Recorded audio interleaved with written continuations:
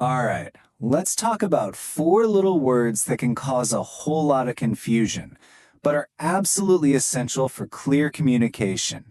Although, but, so, and because. Seriously, getting a handle on these is a total game changer for sounding more natural and logical in English.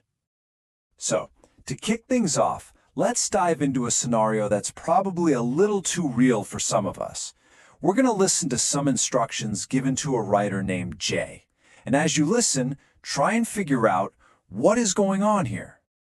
Okay, first up, you can use the same format, but the structure needs to be completely different. Wait, what? How can the format be the same if the structure is completely different, right? Confusing from the get-go. And it just gets weirder from there. Your report needs to be longer, although it should be more concise, so keep it short. Longer, but concise, so short. My brain hurts just reading that. What does that even mean? And then, for the grand finale, this gem. Take your time. Okay, great, no pressure.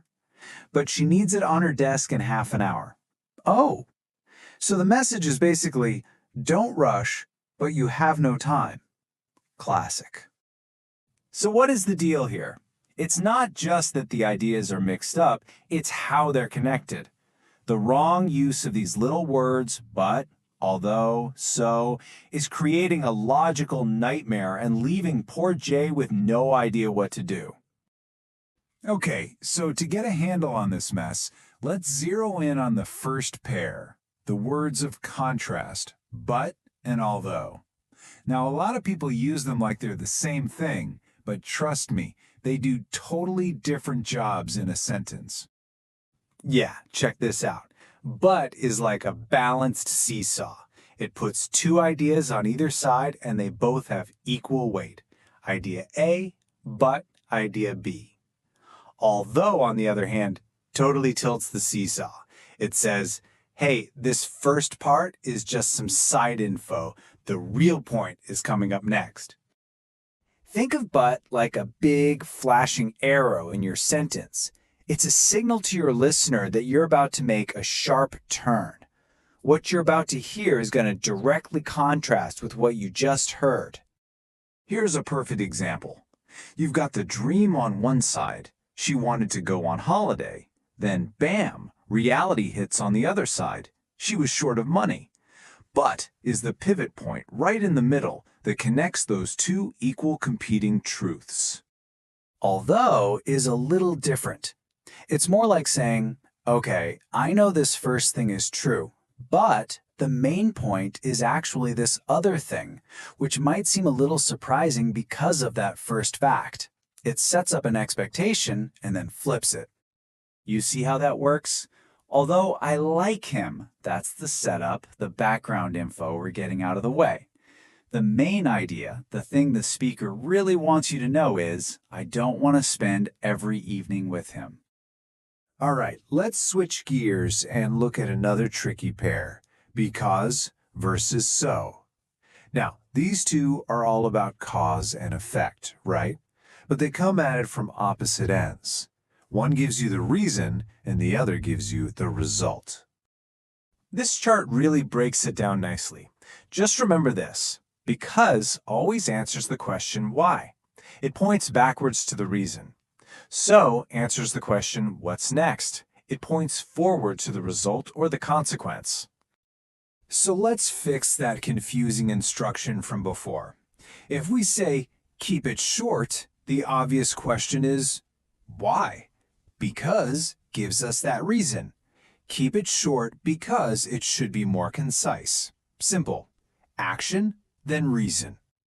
But watch this. We can just flip it right around using so. We start with the reason. It should be more concise. And then so tells us the logical result of that reason. So, keep it short. Same meaning, just a different order of information. Okay, you've seen how it works. Time for a little pop quiz. You ready? Let's see if you can nail these. So, what's the connection here? Think about it. Is "we had to walk home" the reason the bus was gone, or is it the result of the bus being gone? You got it. It's so. Walking home was the consequence, the logical result of the bus having already left. Simple cause and effect. Okay, next one. What's the deal here? Is her being short of money a surprising contrast to not being able to buy a ticket? Or is it the direct reason? Absolutely. It has to be because there's no surprise here. Her lack of money is the straightforward logical reason she couldn't get that ticket.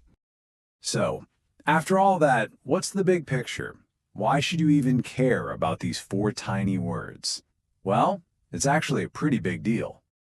Here's the best way to think about it. These words are the traffic signals for your sentences, but tells your listener to stop and make a U-turn.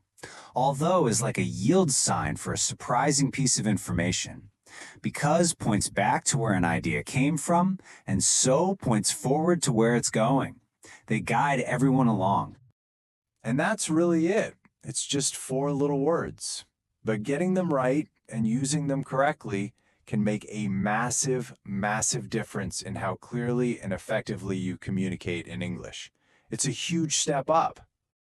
Because at the end of the day, when you get these words right, you're not just making sentences. You're building bridges between your ideas and someone else's understanding. And that's what communication is all about.